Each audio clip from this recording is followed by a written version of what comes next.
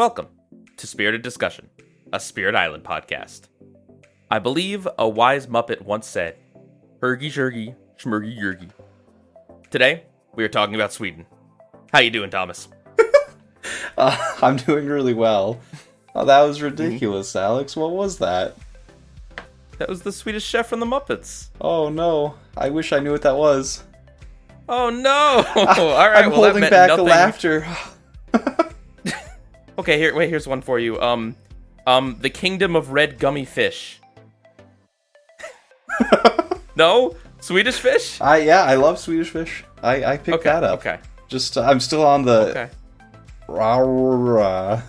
I don't know what you did. It's beautiful. A hergy-durgy, schmurgy-yergy. He's a wonderful, charming puppet that cooks like a maniac and just speaks Swedish gibberish. That's awesome. Okay. Well, anyway, this is a Spirit Island podcast. How are you doing other than confused? I'm doing really well. I spent my afternoon playing some Factorio, and now I'm here. Doing great. Ooh. All right. That's awesome. I'm not surprised at the overlap between people that like factory games and people that like board games. They tickle the same little parts of my brain. Mm-hmm. Numbers go up, logistics happen, Yeah. figuring out optimization. It's all there, really. You pull out the spreadsheet, do some math. Mm-hmm. Yep. All right, so today we are talking about our very first adversary on the podcast. It took us over 25 episodes, but we're finally here. Not like in a vacuum for each level, like a whole Yes. adversary. A whole Yes. adversary. I mean, I would argue adversaries have come up in just about every episode of this podcast in one way or another. They're pretty important. Yeah, how they interact with the spirits, how they interact with like various game elements, how the rules interact in a vacuum. We've talked about them, but like this is the first time we're sitting down and saying, "No, this is Sweden's time. No one else gets the spotlight this episode, just Sweden." Yeah. Hopefully. Yeah. So yeah, the way this is gonna work, we're just gonna kind of talk about the adversary card level by level, and then we'll maybe go from there and talk about some other stuff related to this adversary. So let's start with the additional loss condition. Thomas, do you want to read off what the additional loss condition for Sweden is? Yeah. None. Did I do it right? Yeah, no, I think that's right. They might have updated that in a newer printing of the game to say nothing, but So- you know. That's a lie. Additional loss Yeah. condition, it says like Blight, like for real though. So this adversary and Brandenburg Prussia are the two that have no additional loss conditions. But as you said, that's not really true because their additional loss conditions are basically just pushing the normal loss conditions harder. In Yeah. BP's case, it's time, right, with the invader deck. And in Sweden's case, yeah, it's Blight. It's extra super special Blight. They practically double Blight. Like every time that they would Blight, they double Blight. Sometimes it's only a 50% increase, but they're putting out Blight. Yeah, and this adversary is one of the most focused adversaries in the entire game, and that just about everything it does is focused on making the Blight worse for you, making it more likely that there's gonna be Blight, making more Blight come down more frequently. Everything is very Blight focused. Yeah, even past that, it's like just Ravage centric. Like if we look at the base adversaries, you have England that's like really good at building, and BP's really good at exploring, like conceptually. They're just faster at it, and these guys are just really good at ravaging. Very good at doing the ravage. They do the ravage. So its stage 2 escalation is Swayed by the Invaders, which is after invaders explore into each land this phase, if that land has at least as many invaders as Dahan, replace one Dahan with one town. This escalation is crazy. Pain in the neck. Yeah, so it's like on one side of it, it is the weakest stage 2 escalation because it has the potential to do nothing. And it frequently does. Like, you know it's coming, so you set the board up so that it just doesn't do anything. And on the other side, when it happens, it is the worst stage 2 escalation, like, bar none. Yeah. If this had just said add a town, right, to the land, that would be one thing. But the fact that you'd have to replace the Dahan if this triggers is bad. It's very bad. Mm-hmm. As you said, it is play aroundable to some degree. The first stage 2 card that comes up, if it has an escalation on it, there's not really a lot you can do. I guess you could be smart and try to like bunch all your Dahan up on one land, and that way And the you're invaders frequently like bunching up the Dahan in different ways, anyways. won't. So this is just like take it to the next step and like gamble on a 1 and 4. Hopefully you don't, lose the Dahan in the situation. Right. But when it happens, it feels so crazy. Yeah. Yeah, and there's a lot of spirits that specifically just really don't want this to happen. Your thunder speakers, your eyes, your river with that one aspect that I'm not blanking on the name. Travel. Travel. Yeah, your travel rivers. It's like spirits that rely on the dawn are like, oh no, please don't do this. And especially because this can happen very fast. This escalation comes up fast. There's a level of this as well that speeds up the invader deck, and yeah, that stinks to lose Dahan early. You said fast, and that's a good keyword through all of Sweden. Think about the early pressure that they provide and how they just don't let up. Mm-hmm. So yeah, it's very consistent. And then as stage 2 escalation goes on, right? Once you've pulled a stage 2 card aside from Ocean, you know that you could theoretically bundle your Dahan into the lands that have already been explored. Yep. Because that land can't come up again. Making them pretty safe. I mean, right. But I mean, that's a lot easier said than done. Mobilizing all of the Dahan to the wetlands just because the wetlands have come up is it's hard. It's hard. And I mean, you do that, and you could make sure that there's more Dahan than invaders, but then in every land, but then an event comes up that puts an extra town down somewhere you don't want an extra town. Plus, you got to remember that there's going to be a build before this happens. So it's yeah. I find it interesting. This is the only place on the card that mentions Dahan at all. And I wonder if it is. I like, part of me kind of feels like maybe this is done to somewhat randomize this. Instead of having it just say a town comes down all the time, now it's sometimes this triggers, sometimes this doesn't trigger, and then it is obviously worse than just a town coming down. Yeah. Something that's really interesting about the Dahan being replaced is, in my opinion, how cohesive it feels. And we'll talk about the rest very shortly, but because of how hard they hit, that Dahan, if they were being outnumbered by such a large amount anyways, wasn't going to live. Oh, that's fair. And so imagine if it was just at a town, you aren't capable of dealing with that land anyways, because they hit so hard. And so it feels like this replace the Dahan text is like a feels bad moment. But it doesn't actually change anything because they were already dead. Right. Other interesting things, because it's a replacement effect, if that Dahan had damage on it, then so does the town. Yeah, that's pretty goofy. It's an edge case. Yeah. I don't know how a Dahan would have. I guess from the Ravage is just about the only way, right? Unless you're attacking your own Dahan. There's a couple of situations, but that is Events, a goofy thing. I guess. Yeah. Yeah. I mean, it's weird, but sometimes that sort of weirdness can save your bacon. It is a randomizer, though, like you had mentioned. Mm-hmm. And it happens, you could say, roughly half the time in like a neutral board state. And I wonder why that's necessary, because none of the other stage 2 escalations require a random. Yeah, it's something. I mean, it's worth also remembering this is one of the base game adversaries, so design-wise, it's as early as it gets in Spirit Island. True. Yeah. Okay, so looking at level 1, you've got just your typical 9 fear cards, not anything added from playing vanilla. And then the game effect is Heavy Mining. If the invaders do at least 6 damage to the land during Ravage, add an extra Blight. The additional Blight does not destroy presence or cause Cascade, And like right off the bat, we're into I think one of I would consider two of Sweden's like signature game effects. Okay. I'm Do excited you to not? hear what you think the other one is. Okay. I would agree. This is, in my mind, quintessential Sweden. This is what defines their loss condition, how they create all of their pressure.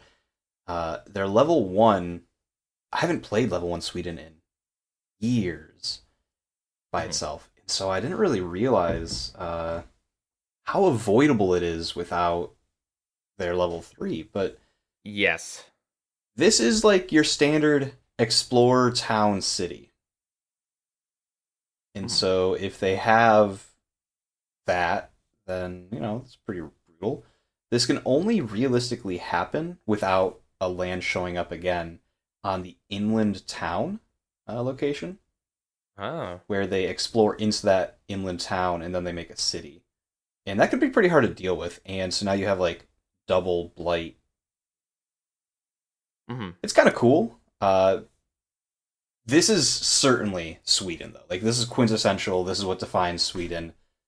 Yes. But without the level, 3, this isn't as impactful as I think it is in my head.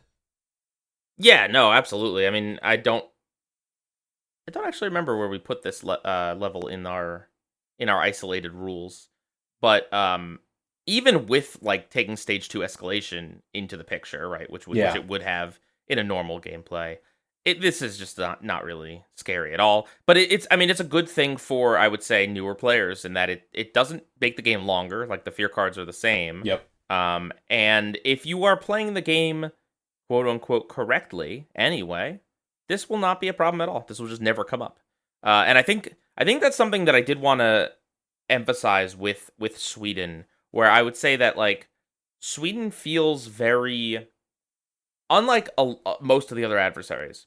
Sweden feels very like you're still just playing Spirit Island just on a harder difficulty, because if you play Spirit Island well, then Sweden is not really as much of a problem. I think that's part of why it's a lower level difficulty adversary, because it's just you use the skills that you've learned from playing the base game or even from playing with other adversaries or whatever, or BP. You can use that same skill set here in a way that you can't in like Russia, where it's like, okay, suddenly now you have to care a lot more about explorers in a way you never have before. Sweden, and we'll get to it as we get to like the levels, if you're doing all the right things, if you're stopping the explorers, if you're preventing the blight coming down, if you're defending properly, you're doing all those things, then you've beat Sweden. I think I would push back on that a little bit. Ooh, okay. I think that defend is one of the like most consistent, quintessential aspects to Spirit Island. And Sweden kind of slaps you in the wrist for doing so. Oh, 100%. It does. But because of this first rule especially, you still are rewarded for defending, even if you don't fully defend. True. Because a defend 5 might cause a blight still, but you saved yourself 1. It's really interesting. Exactly. Yeah, I don't know. I'm very welcome to debate on that. Obviously, every adversary does a little something. Yeah. And this one does mix things up. But I feel like if you're doing the right fundamentals, there's not as many gotchas. For sure. Unless you forget rule number 3, which can happen. They come out swinging, but they don't have the same lasting power. That's why I think they're not as strong. We'll get to this soon. Let's talk about the level 2 here. This is a very simple one. It's during setup, on each board, you add a city to lane number 4.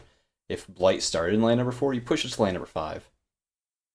I think that this pairs really well with the level 1, because I just mentioned that the only time that you'll have that level 1 threat without like back-to-backs or something like that is inland town. Well, this now makes it so that the inland town spot and lane number 4 are that's half the lands. And if you're playing without, expansions, without disease, then lane number 2, so this is 3 out of the 4 lands are like a heavy mining. Yeah. You had mentioned a lot of the time you just let land number 2 go. I do. In a normal game of Spirit Island.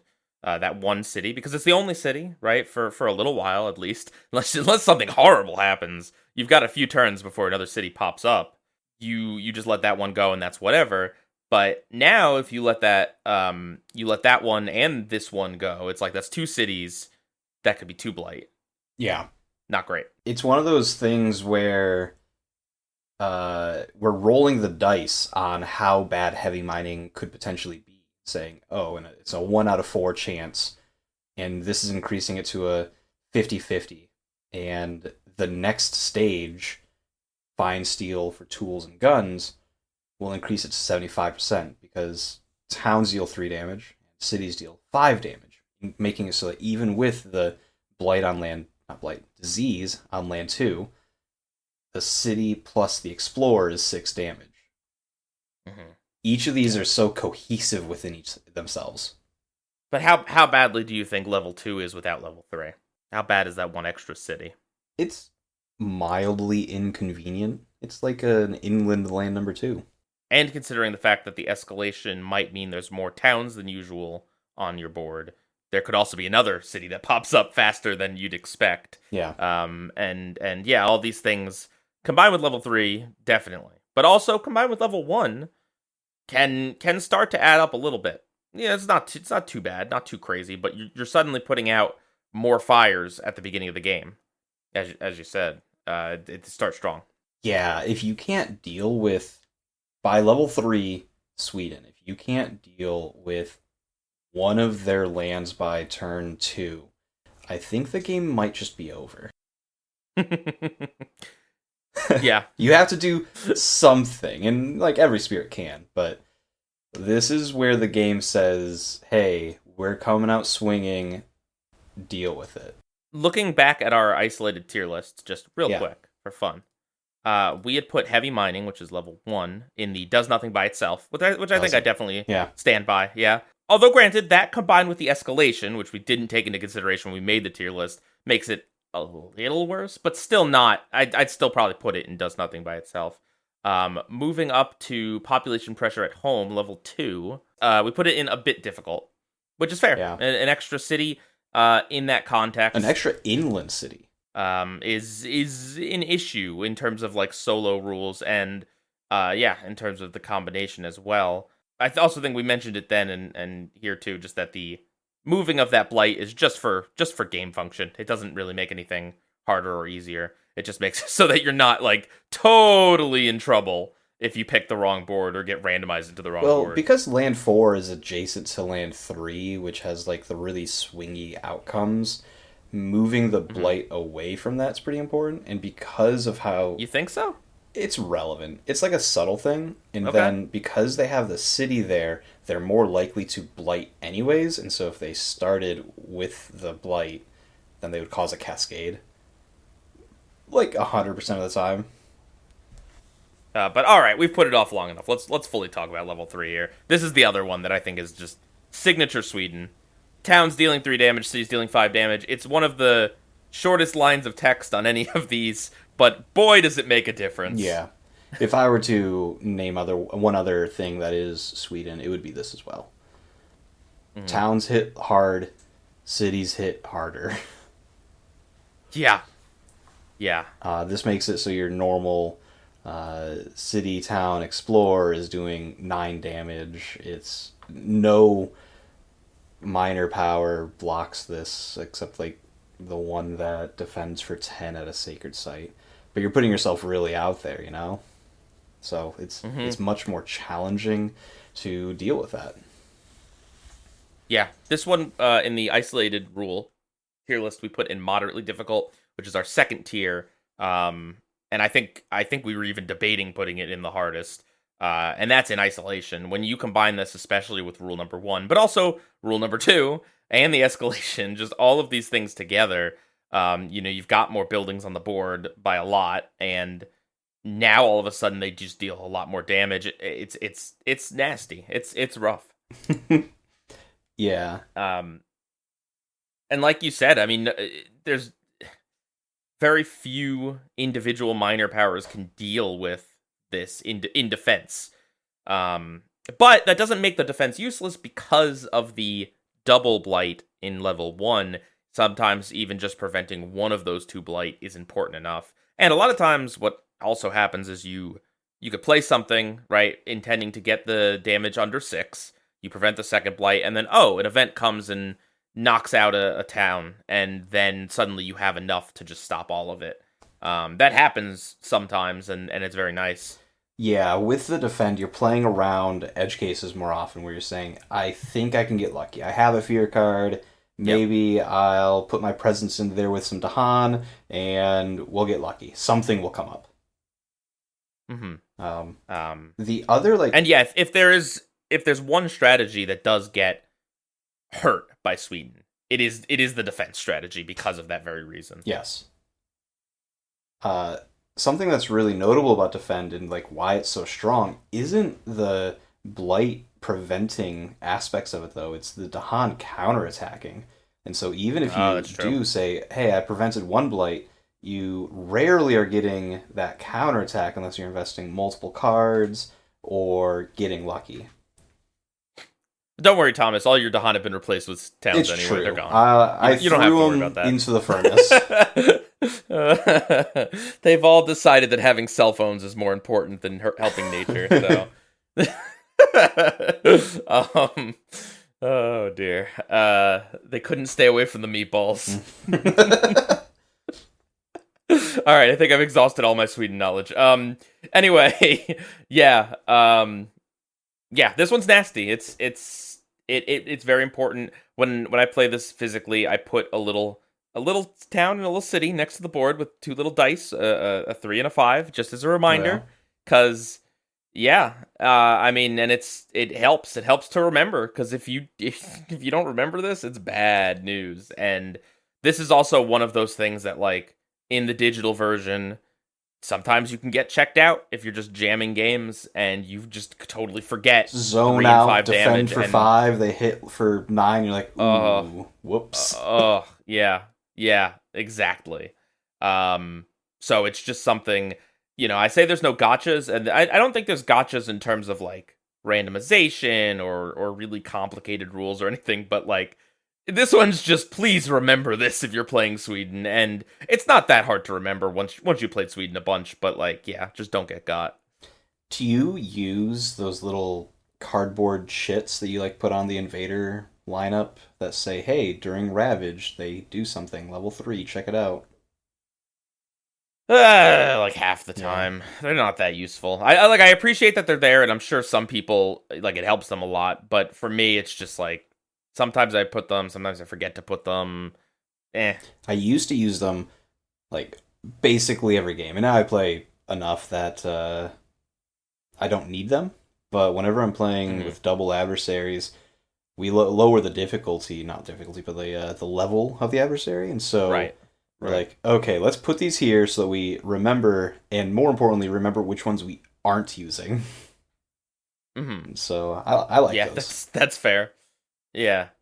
But yeah, I think that, like, I don't want to say, like, you're not playing Sweden if you don't play level 3, because that's not true at all. But for me, at the level that I'm at, it's like, it has to be level 3 minimum, because otherwise it just doesn't feel right. Level 3 is where, like, all those 2 previous rules and the escalation all come together to create, like, an interesting challenge. Also, the fear cards, it's 10 for level 2, and it's also 10 for level 3. It's 3, 4, 3. It doesn't get any harder on that level. They I guess, deem that 3 damage on towns, 5 damage on cities is enough of a difficulty jump that they don't need to add more fear cards. I agree about playing level 3 for Sweden. Like, the other 3 levels are frosting to the cake. The first 3 are, this is what Sweden is. They hit hard, and when they hit hard, they approach this extra loss condition, which is the normal loss condition. Like, level 2 is, it emphasizes, it makes it so that they do their thing more often, because Sweden is really susceptible to control. You move their things around, and they don't do anything. They don't have any staying power, but it's all front-loaded. And we'll see that with Royal backing, level 4. During setup, after everything's come out, you discard the top card of the invader deck and you add another town. Okay, well, the town doesn't do anything, but it adds to that threat that I keep mentioning. On level 1, you deal 6 damage, you cause this Blight, and now level 2 makes it so that there's another land that this Blight was going to happen. And level 3 makes it so another land, like innately without doing anything, this is going to happen. And level 4 does it again. Yeah. And it's worth noting that it's the card you discarded. It's that terrain type. Yeah. The land of that terrain with the fewest invaders. And if it's tied, you get to choose. So, but that makes it easier because you know that it's not going to come up again until stage 2. You know? Yep. But you're getting closer to stage 2 because you just removed the level 1.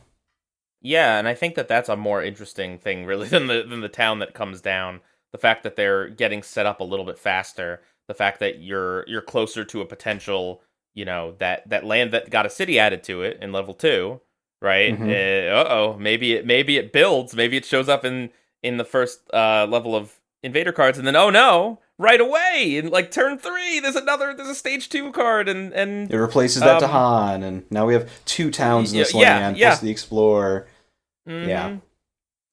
Again, we talked about this a little bit in the isolated rules, but it's just true that anytime you do start to mess with that deck, it might not be it's swingy on whether it matters or not, really. Sometimes it doesn't matter. Sometimes it's horrible that there's 2 of the same terrain type. Sometimes it's great that there's 2 of the same terrain type because you cleared it right away. But it definitely leads to some spicy experiences. Yes. I really like royal backing from play perspective, in that we have a lot of adversaries that remove cards from the invader deck, but this one removes them with style. I don't know how else to put it. You know that this card is gone and it has an extra impact. It's not remove this a card at random and add a town. It's that knowledge of pairing, and it shifts the way that you're able to play just a little bit. And I wish there was a little bit more remove cards with style. Yeah, that's cool. We had put this in the minor difficulty change category, isolated, with a lot of the Brandenburg Prussia remove 1 cards. But of course, taking it in its full glory. I still don't really think it's that big a deal, but of course it's a lot worse with that escalation and just the city that's there early and things that can happen. It is also 11 fear cards. They just keep adding 1 fear card every time with this, except for from level 2 to level 3. And I think that's totally fine for this particular adversary.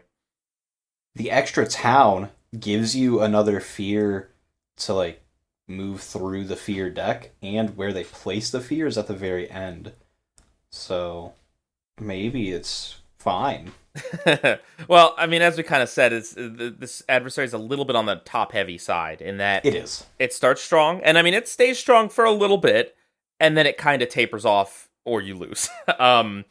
And so, yeah, I think not making a million fear cards is fine, because a lot of times you're close to winning anyway. So, you'd be close to winning whether there was 15 fear cards or 11 fear cards.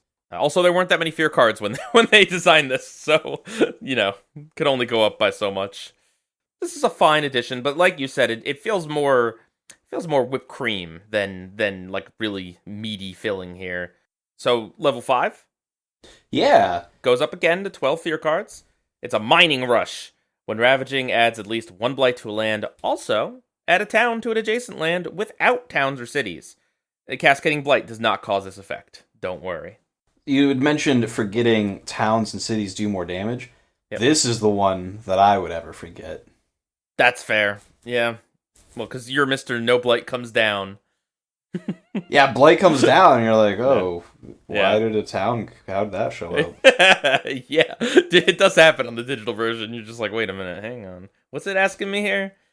Or when I'm playing physically, and I look at the little cardboard shit and it says level 5 Ravage, and I go, oh no. What have I done? Yeah. So this has some nice little things. The first one is isolate. Hmm. Like, LOL, isolate is really good here. um, Reasonable. yeah, I. So this one adds a fear card at the beginning, which the level 1 fear cards are much weaker. We've talked about this in the past. It's another level 1 fear card you have to get through. That's fine. But it is a little more challenging. Yep. There's points where Mining Rush just doesn't do anything, because if you don't Blight, then you don't have any sounds. Or if you just have a bad enough board, you don't do anything either. Yeah. I mean, If you're just losing, you're fine. we did put this in the moderately difficult category in the isolated. Yeah, this one's really rules. rough. This one's really rough. Mm-hmm. Yeah, well, because all of them are 3 damage too. That's the thing. It's an ongoing effect. It's like an extra town every turn. Yeah. Potentially, it's an extra 2 towns potentially every turn. Per player. I will say, looking, paying attention to the words on this text is very important, because it says when ravaging adds at least 1 blight to a land. Events that add blight will not trigger this. Oh no, please don't do that. It's easy to make that sort of mistake. Your wildfires are not that out of control. Your Heart of the Wildfire friend can chill, because they're already doing enough trouble. Yeah. This is definitely the thing that lets them stay in the game. Mm-hmm. It's what keeps them like having longevity throughout the game, but it doesn't occur that often, and so, it's very spooky though. It's very spooky. If you let this happen 2 turns in a row, you're in danger, and it's spooky. Yeah.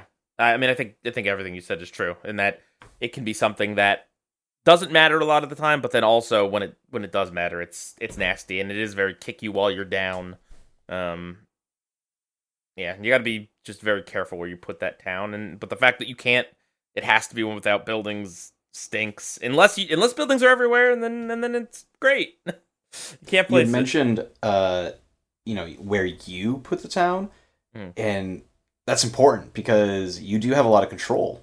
Yep. You choose where it goes.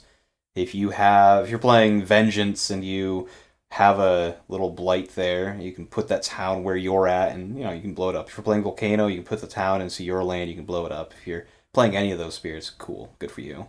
Yeah. So it is very important to always consider these things. A lot of times, in the chaos of the game, right, you can think, I don't know, just put the town wherever, or what, put the explorer wherever, do this wherever.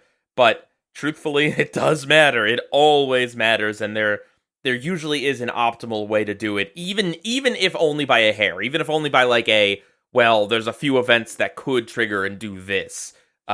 Just always try to look at that, unless you're playing a super casual game and you don't care. That's fine.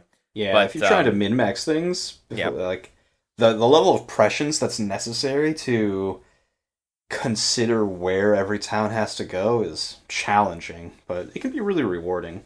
Yeah, I mean, we're level 5 here, so we're up there. Like, yeah, this is definitely a challenging game. Mm-hmm. And then the last level, yet again, level 6 here, adds 1 more fear card. It backloads it. It's on the Terror level 3. Or no, wait, Terror level 3, fear card 3. What is that called? Did I say it right? It's Terror level 3, right? Yeah. Yeah. There's like stages of invader cards and levels of terror, and I always get them confused. But anyway, it's Prospecting Outpost. During setup on each board, add a town and a blight to land number 8. The blight comes from the box, not the blight card. I do have to say, I love how much so many of these read as like, this happens. Oh, but don't worry, we're not that cruel. Like, the blight comes with the box. Cascading doesn't. Some of it almost seems like reminder text, like, this is how it functions, and like, oh, is it here or here? And we're like, we'll save ourselves an FAQ later. How about we just put the answer right here? But yeah, it's funny because it's level 1 is the additional blight doesn't cause cascade or destroy presence. Level 2 is on boards where land 4 starts with blight, you can push that blight to land 5 instead. And then, hey, Cascading Blight does not cause its effect on level 5. Level 6, the Blight comes with the box, not the Blight card. So, they're nice. They're trying to be nice. They're absolutely teaching the rules of the game, and in some cases, they're also just being a slightly nicer version of the effect than could have happened. Yeah. Prospecting Outpost is, in a lot of ways, like level 2, population pressure at home. Mm-hmm. But it is a little more aggressive by adding that blight. That one's a city, this one's a town. They're different in that way, but it makes it so that you have yet another land that goes explore, town, city. Mm-hmm. So, yeah, we had also put this in the does nothing by itself category because, in a game of Spirit it's Island, town. Yeah, if there's no other rules, then who cares? I mean, whatever. But it is just a little bit of pressure, a little bit more pressure. I don't see a huge difference between like level 5 and level 6. But I mean, it's there. It's something. I also don't, and if I remember correctly, difficulty-wise, level 5 is like difficulty 7, and level 6 is written as difficulty 8, so it seems as though those are pretty narrow in scope for difficulty. I would consider level 6 closer to difficulty 9. I think making it so that they're consistently hitting as hard as they do on turn 2 is an impactful thing. Like, hitting that hard everywhere. Yeah. I guess I didn't mention this, but the levels, the difficulties that they've added in some printings of this, depending on what printing of Spirit Island you have, it might not be on the card, on the adversary card. But it's difficulty 2 for level 1, 3 for level 2, 5 for level 3, 6 for level 4, 7 for level 5, and 8 for level 6.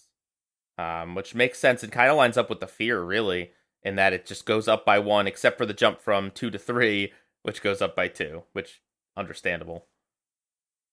Yeah, the level 3 that's a spooky one. This is what Sweden's all about, though. Mm-hmm. So we've gone through all of their levels and how cohesive Sweden is. There are some things that I want to talk about, like strategy, tactics-wise. Yeah. We mentioned defending being less effective, but something that's way more effective are skips. Ooh. Fair point. If we're looking at this and they're attacking for 300 and I say skip, I don't really care. And it makes it so that a lot of a lot of spirits that have a skip in their base kit run really well into Sweden. That checks out. I mean, if there's no other loss condition, then and if you skip every Ravage, hypothetically, the only thing you'd have to worry about is running out of Invader cards. And you've plenty of time. Right. And because they don't have that staying power that a lot of adversaries have, except for their mining rush, where it says if you add a blight, you add a town. Well, you skipped their blight, so they're not adding a town. It makes it so that they come out swinging really hard, and then they dwindle off and don't do anything really quickly. Mm-hmm.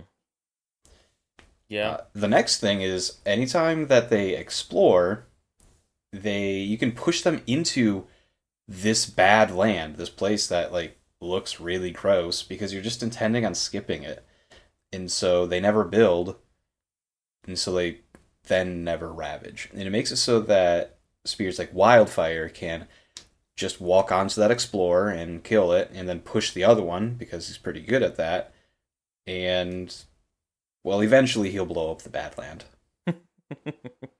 And this is a pretty common pattern for a lot of different spirits. They just kind of deal with these simple things and skip the bad one. Or let it go off and deal with the town, but...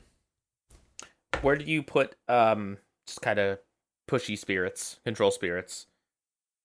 For Sweden? I think that the control spirits are better than normal against Sweden.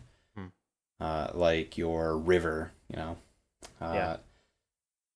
They have the capability of preventing these blights by pushing the town and the explorers before they ever build up, and they will find some way to destroy this land. They don't need to skip. They only need a couple of skips here and there, or they just accept the double blight. It's not that big of a deal. They can push the town back in. it's the ones that rely on defend that really seem to struggle here. Yeah, I was playing a game earlier with eyes, and it's I think that like I mean, defense can be very I don't want to say like overpowered in the game, but just it's a very powerful strategy with in conjunction with the Han movement, and it's actually kind of nice with eyes because it gives eyes a little bit more of a challenge because oftentimes. Most of the time in the rest of the game, you just say, okay, well, I've got my defend 8, and then the land's solved. Whereas in this one, it's like, yeah, maybe you have to use that plus your an 8 to defend a little bit more. And I think that's neat.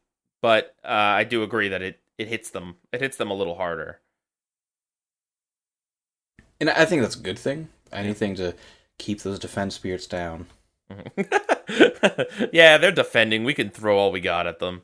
They got bulletproof vests. Just keep shooting. Bulletproof vests. Off topic completely. Oh boy. We're playing Arkham Horror, and that's a card in that game that does a lot of health. Nice.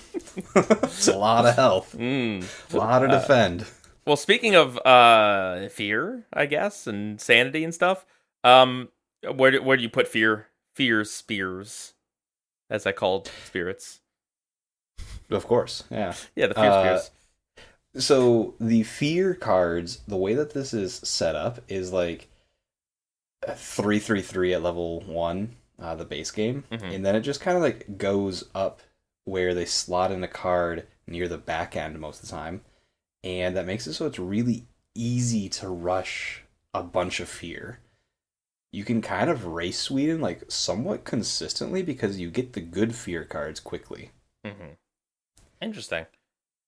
So like and like a Bowdon, which is a combination of like fear and control, is favorable. You think just because you're doing both, you're generating lots of fear. Yeah, not too challenging. Like the biggest worry is that where the Badland is, you can't clean up because there's cities there and they hit really hard. But when you say Badland, you mean literally a bad land. Yeah, I mean the spooky land, the one that's like dangerous. The built up land. Yeah. Yes. Okay. I'm saying that not through the mechanical aspect of token Badlands, but the thematic statements that land is very bad for us. Yeah, that's fair. Interesting. Okay, well, so to pivot a little bit from just like spirits, types of spirits, individual spirits, right? Like who do we think has a hard time with Sweden, other than the defend spirits? Who has a hard time against Sweden? I've got one. I got one prep. Yeah, tell me. Ocean doesn't love Sweden, because lots of times Ocean loves to just say, you know what, those inland lands, just let them go. One Blight's not going to hurt us. Unfortunately, 2 Blight plus a town ad will hurt us very much so. So Ocean needs a solution to those far-reaching lands very fast, or else trouble. Especially in Inland City too. Is like, what do you even do about that? That makes sense. I mean, obviously there are things you can do about it, and also the power of teamwork. But just individually, Ocean just has a hard time with the speed at which those things happen. All that Blight comes down. I agree. It's almost every inland at max life difficulty. Every inland land is a meaningful threat, and it's a threat that's like approaching the real loss condition of double Blights every turn. I think shifting memory. I was gonna say, yeah. Speaking of things we've done episodes on, memory is another one. It takes a while. It's defend innate is just like utterly useless here. Yeah. They don't have the tools that I've been talking about to deal with anything that they have, and then the little defend that they have on their board is pitiful. Yeah. It's like you have to roll into something pretty good major power wise, but they just come out swinging so hard, and you need some time to set up. And I guess that reminds me of another spirit that needs a little bit of time to set up, like Serpent. I don't know. Yeah. Takes a little bit of time. Yeah. Or Wounded Waters too. Any of these spirits that like are beasts late game, but not good early, will just get dumpstered by Sweden. Yeah. Yeah, no, I think that's pretty consistent. Um, where would you put Heart of the Wildfire on this too? I think that's another one that probably has trouble just with all the blight. Oh, Heart of the Wild. No, I think Heart of the Wildfire. This is one of their better matchups. Really? Yeah, Okay. maybe their strongest. Interesting. Do tell. Yeah. I was mentioning this earlier. They Sweden is so susceptible to control, and Heart of the Wildfire doesn't have that in the stereotypical sense, but because a lot of adversaries have resistance against the way that he can control things. So France will place 2 explorers, so your 1 damage doesn't clear the land, and if you're trying to wipe out towns, England has extra health, etc. You go down the list, and they all have resistance to dealing 1 damage.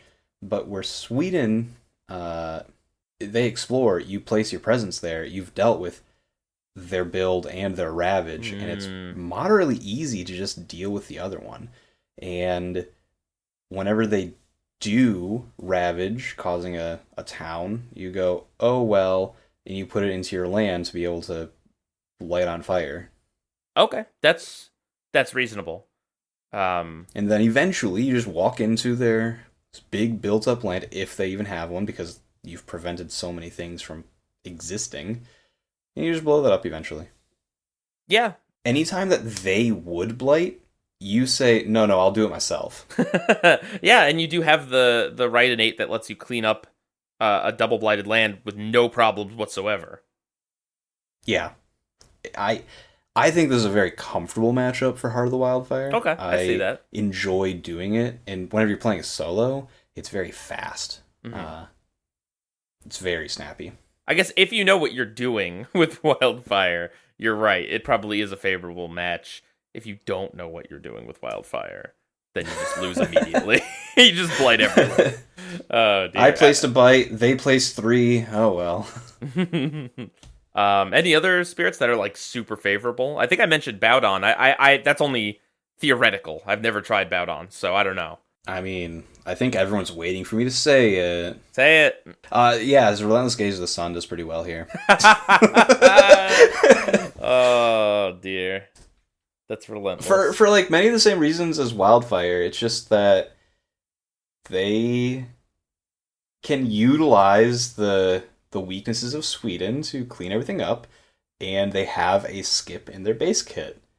So it's just very easy ride for them. Maybe one of the easier matchups, but Okay, fair. Maybe what about, let's see, the spirits that can add vitality, which is just the 1 base spirit, and then a few adversary or a few might. Mm-hmm. So vitality is notably weak against Sweden. Oh, interesting. Whenever they hit hard, which is always, they add 2. And so you remove the vitality and then you add blight anyways. But a lot of where like Towering Roots of the Jungle is, which is the main spirit that uses vitality. Sure. It's like it's Incarna's there and several vitality are there. Yeah. I'm just saying. I don't know. Okay. All right. Yeah, I just think that the vitality token itself is not very valuable, and I don't want to invest into it, because the alternative to placing vitality is to get energy. And energy is good. Okay. What about, like, Sweden? How does Sweden do with minor powers that remove blight? Like, are we happy to do that? Are we drafting that because, I mean, hey, whenever a really nasty ravage happens, there's going to be 2+ blight coming down, so there'll always be a good target for that blight removing power. If that's something that that's not the reason that I care about blight removing powers most of the time. Okay. That's a reactive thing, and I don't think you're ever going to outpace the blight that they add. I really like blight removal against something like Russia, because they have 3 explorers in 1 land, and they're just going to ravage there every turn. And so you say, okay, you ravage, I'll remove this blight every turn. It's like a skip. Okay. But against Sweden, you remove the blight, and if they ravage there again, like, there's still a blight there, and they're placing 3 more. Yeah, okay, that's reasonable. All right. So what about combining Sweden with other adversaries? This, wow, oh man, I'm gonna flounder for a second because I'm going crazy in my head. Combine it with Brandenburg, Prussia. Remove the entirety of the invader deck.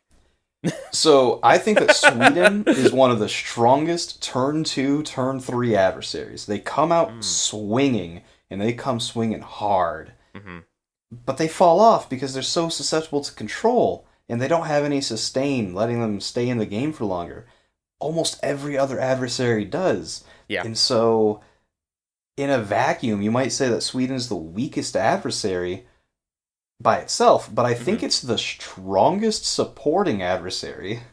Well, I think if you add the dealing 3 damage on towns and dealing 5 damage on cities to any other adversary, oh god. Just that alone is gross. It's really hard to deal with. How about combine that with Habsburg and just make everything have a ton of health and do a ton of damage? Yup. There's stage 2 escalation. Depending on if this is the stage 2 or stage 3 escalation for Sweden, you... Like, versus just Sweden, you can play around where the Dahan are at, but with other adversaries, there's so many more invader pieces that some Dahan's going away. This is just happening. Huh. Interesting. I find the Sweden to be really tough as like a supporting adversary. Okay, explain the stage 2 versus stage 3 thing you just mentioned. Oh yeah. So whenever you're playing with multiple adversaries, the stage 2 escalation will occur on the primary adversary, and the stage 2 escalation will become a stage 3 escalation on the supporting adversary. Makes sense. So if you're playing with England primary, their stage 2 will be build, and if you're playing with them secondary, then they'll build at stage 3 escalation. That seems more manageable than if they were both stage 2. Yes. For sure. And Sweden at the stage 2 escalation can just be really aggressive. At the stage 3, you've probably already won or lost by that point, so it doesn't matter too much, but... Right. And also stage 3, your Dahan are probably bunched up or dead. Exactly. Like, you've dealt with this. You've killed all your Dahan. They're gone. No, not killed. Replaced. They're replaced. Yeah. Again, they put on some khakis and I don't know. Got some IKEA furniture or whatever. There we go. I had one more Sweden reference. I apologize if anyone's listening from Sweden. It's a lovely country. I've been there. It's beautiful, really. I can't imagine them attacking a peaceful, beautiful island. That seems very un-Sweden-like, but it's a fictional game, so it's okay. The past was a wild time. That's true. Okay. Anything else? Anything else on double adversaries? No. I don't think there's anything in particular that they do like that's notably weird. Mm-hmm. It's just that their weaknesses of not being able to sustain themselves are shored up by almost every other adversary, and it's noticeable. Yeah. And whenever every other adversary hits as hard as this does, it's terrifying. Yeah. Huh. All right, so something fun I thought could be interesting to try. Maybe this will be a disaster. I don't know. I've randomized up the minor and major decks.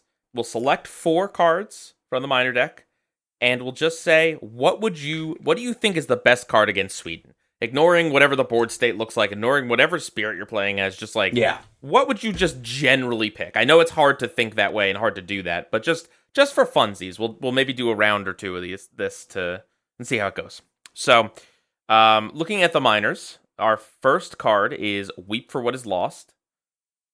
Our second card is Suckling Ooze. Our third card is Inflame the Fires of Life. And our fourth card is Call to Bloodshed.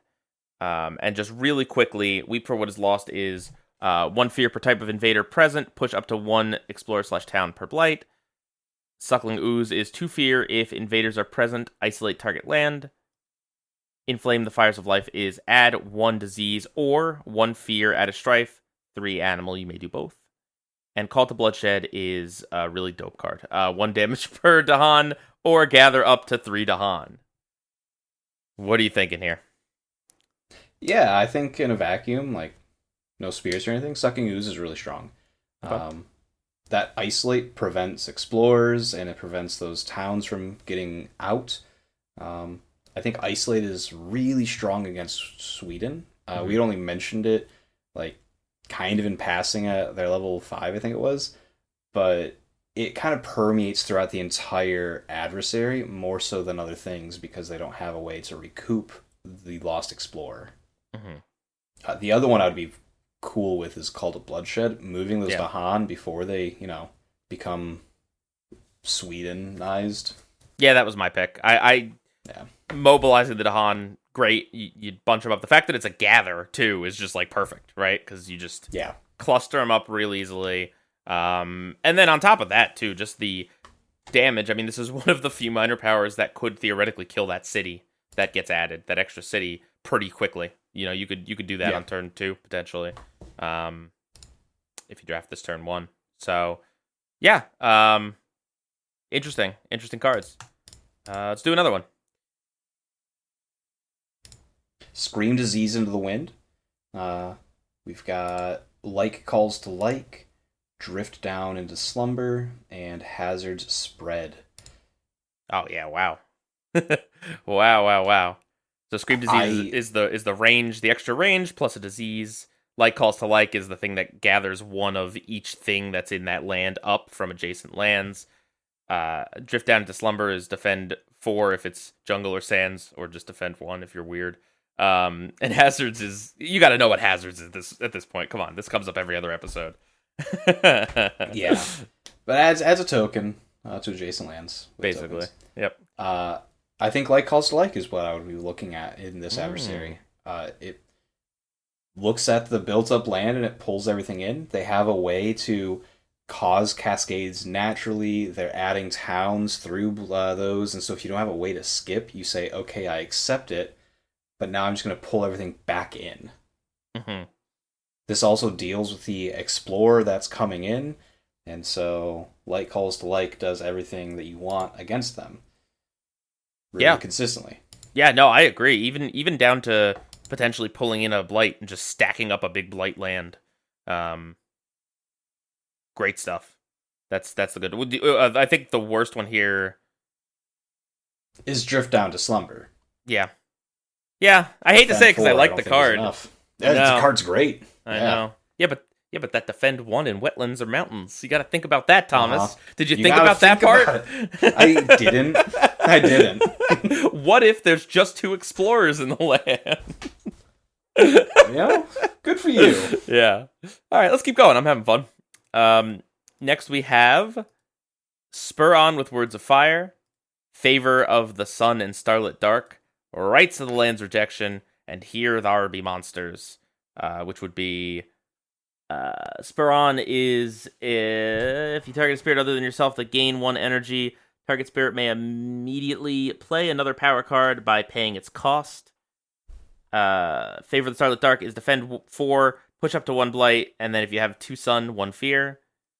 Rights to the Land's Rejection is invaders do not build in target land this turn, 1 Fear per town/city, or 1 Fear per Dahan, whichever is less, or push up to 3 Dahan. And lastly, Here There Be Monsters is you may push 1 explorer/town/Dahan to Fear. If target land has any beasts, 1 Fear. Well, I think Spur On with Words of Fire is the one I'd go with.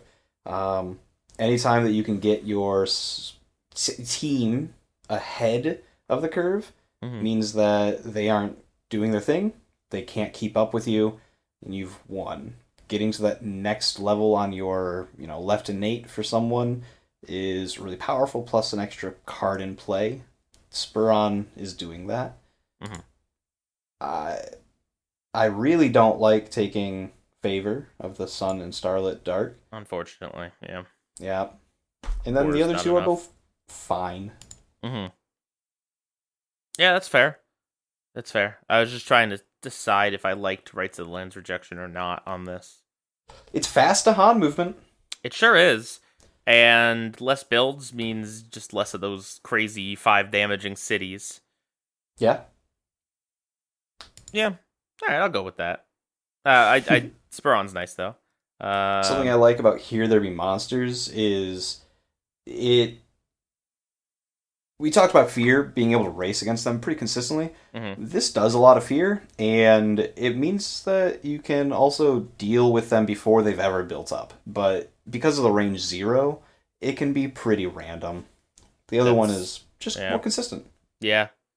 Yeah, interesting. It's just funny because doing regular drafts or power card bingo, it's like I look at the defend cards and I'm like, ooh.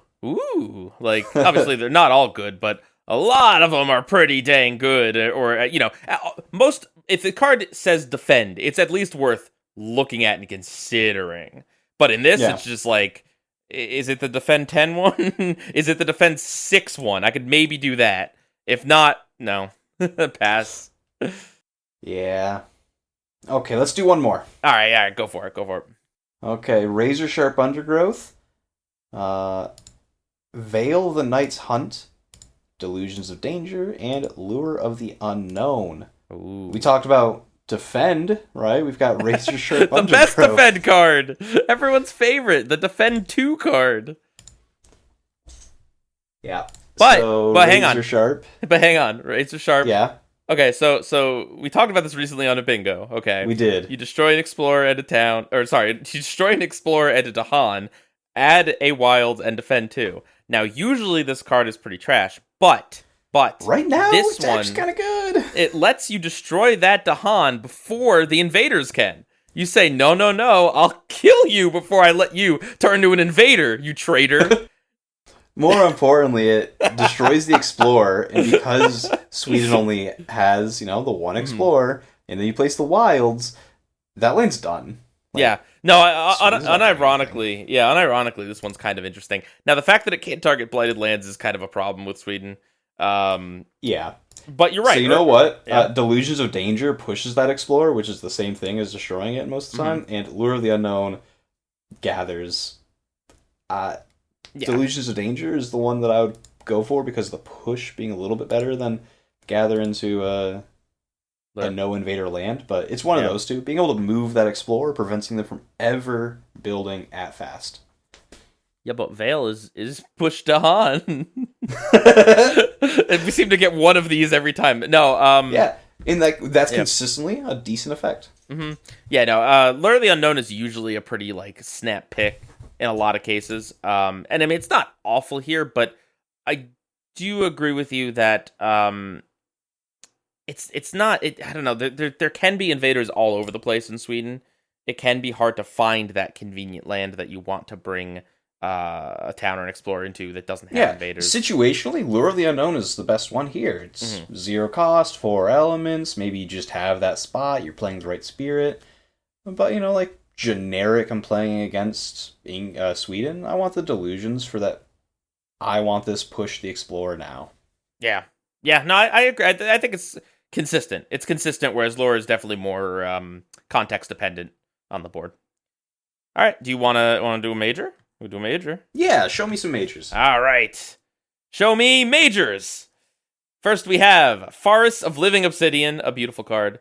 For beautiful people. Insatiable Hunger of the Swarm, Bargains of Power and Protection, and Unrelenting Growth. What a power stack here. I'm not going to read all these effects. You look at the YouTube version if you want. True. So majors are a bit more challenging to think of what is really good at this exact moment. Mm-hmm. Right. So the one that I think is notably the worst is Bargains of Power and Protection, because, again, that defend isn't as useful, and we probably have fewer Dahan than average. Yeah. But I do think that Unrelenting Growth is probably pretty strong. It pushes you ahead of them, and if you place it where there's no adversary, then you've deleted that land. The land is gone. Yeah, and I mean, and thresholded, you could even remove a Blight. Yay. We did it. We saved the city. 50 Blight all around, but we removed one. Removed one. Yeah, And no, the one could matter. uh-huh. No, I think that is the take here. I don't think I want to be adding more Blight generally. Like with Insatiable Hunger, personally. But Forest is a good card too. Just saying. True. But Unrelenting Growth is a great card. It's a great card in most situations and just really dope here. You want to do one more? Yeah, we can do one more. Let's check out another major. Here we've got Exaltation of the Incandescent Sky, Unlock the Gates of Deepest Power, Poisoned Land, and Plague Ships Sail to Distant Ports. We have another Blight adding one. We just mentioned we don't like that too much. Gates, almost like a reroll. Yeah. Exaltation is a really strong power, and it does what I mentioned with Spur On with Words of Fire. Mm-hmm. It can push your teammates ahead in a way, if you do it early enough, in a way that they just can't come back from. So, I think that's really the one I'd be looking at most of the time. Mm-hmm. Yeah. I mean, the main downside of this card is the energy cost, but in a generic game where we're just saying, yeah, sure, I could have that 7 energy for you, lickety split. Yeah, I think that's the one. That's a cool card that's a game ender. Ender's so I Game. Think that we have a decent idea of what kind of powers we're looking for against Sweden. That's cool. Mm-hmm. Yeah, it's something. So like general thoughts about Sweden from a play standpoint, from a design standpoint, just your feelings about it. Go. Yeah, I really like to play against Sweden with new spirits, and like I find them to be easy enough with a familiar and recognizable play pattern, and they feel like simple Spirit Island. Yep. Without a lot of rules overhead, like besides they hit hard, that I'm very comfortable playing into them with anything I'm unfamiliar with. Mm-hmm. I really enjoy that about Brandenburg Prussia as well, and Sweden being a comfort food that is different than go fast is really pleasant to be in the game. Yes, that is a great way of summing it up. From a playing perspective, I do like that. Almost all of it is setup, and then remembering that 3 damage, 5 damage rule. And then other than that, it's really just during Ravage that something happens. So if you can remember that, if you can remember the setup and the 3 damage, 5 damage, you're golden in terms of like memorizing this adversary. And yeah, I said it earlier, but I do just kind of feel like this. It takes a lot of the fundamentals of the game and just pushes them harder. It doesn't. It's not wacky. It's not a wacky adversary that's yoinking towns from next door, or saying that you can stop ravages with disease, or some of these newfangled adversaries. This is just a classic Spirit Island, but you got to play a little bit better because Blight's raining down all around you, and it's interesting. It's nice. It's the adversary that I've played the most, or probably approximatively close to like Brandenburg Prussia. One of those two is what I played the most. It's also one of those ones that just like it's there for you when you're learning the game, right? Starting with level 1 or 2 of this is not crazy. You can do that if you've played a few games of Spirit Island. But then once you know what you're doing, level 6 it's a challenge. It's not a crazy challenge, but it's certainly a challenge. 100%. And from a design standpoint, I am a huge fan of the fact that just about everything on this card is about that Blight. It's either you're adding pieces that are going to do Blight faster, making the Blight come down like twice, making it easier for things to Blight because of the 3 damage, 5 damage, all that stuff, or just adding an extra Blight, all that stuff is just like, it's very focused, it's very easy to sum up. This is what this adversary does. This is what you're trying to prevent. There's nothing weird about it. You're not playing like I don't want to say like an offshoot, because obviously all of it is Spirit Island, but it's just like, this feels very quintessential Spirit Island to me, and I love it for that. Yeah. Sweden is very cohesive. Mm-hmm. Everything about them is Ravage, hard. And that's great. Like, yeah. that's good. Yeah. And I mean, like you said, if you can stop the Ravage, you can stop Sweden. So if you have those cards that skip Ravages, like, beautiful, do that. If you have the ability to push everything out of a land or deal enough damage to just kill everything in a land before it Ravages, do that. All of those things are just chef's kiss. Love them. Okay. Now, this wasn't planned, Uh-oh. but if Sweden were an element, and you only get one of them, which element would it be? Oh, man. Because I think it's fire. Which element is most frequently seen on those cards that add Blight? That's what I want to know. I think it's fire. Then probably fire, yeah. Scorched Earth. They do damage. Basically. What is Sweden doing to the island that made it so bad? They're just so good at farming. You have no clue, man. That's just so good at... Yes, this snowy nation is very good at farming. You just don't even know. Hang on, I'm looking up They found lore. the tropics and they're like all in. Yeah. They've been perfecting their craft. I'm sure they do genuinely farm there. I'm not trying to make a dumb joke. I'm just saying a nation that's used to farming in the winter. I don't know what they're doing with the tropical island, but they're doing it. They're out here and they're doing it. The notable thing is that they're not farming, they're mining.